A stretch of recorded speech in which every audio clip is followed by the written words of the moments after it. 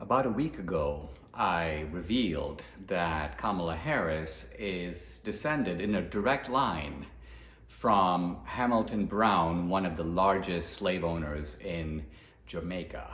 This is a guy who had no less than 5 plantations populated by a minimum of 200 slaves. Now, this information I first gleaned, at least some of it, from an article written by Kamala Harris's own father, Donald Harris, in a Jamaican magazine called Jamaica Global. And this article was published a few years ago, and so the left has been trying to kind of cover up the facts. One of their fact-checking sites, so-called fact-checking sites, Snopes, said, "Oh, wow, we've looked at this one, we really can't prove it," and so on. They offered no counter-evidence. And of course, there's no reason to believe that Donald Harris would be lying. He's a Stanford professor who taught economics and economic history.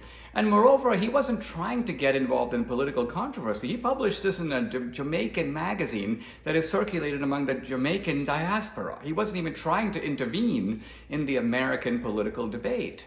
Moreover, genealogical sites show very clearly that there is a direct line. The proof exists that Snopes chose to ignore.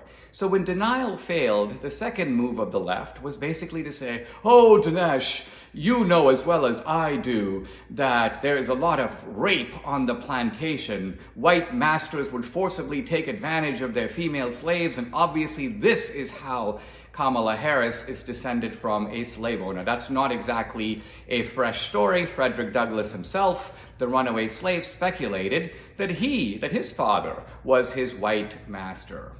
Now, the only problem with this beautiful and moving narrative or morality tale is that it happens to be completely false. And most of the leftists saying this are too lazy to read the original article by Donald Harris and do their own checking. The truth of the matter is this: Hamilton Brown, the slave owner, had a son, also named Hamilton Brown. When slavery ended in Jamaica, that guy, the son, took up with a black woman, a free black woman, and they had a daughter named Christiana Brown. She was obviously mixed race. And Kamala Harris is descended from that line. So the truth of it is there was no issue of rape on the plantation.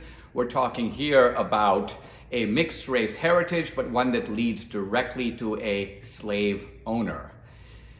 Now that these facts are really clear, the question is, what are their implications? Those I will explore in a second video.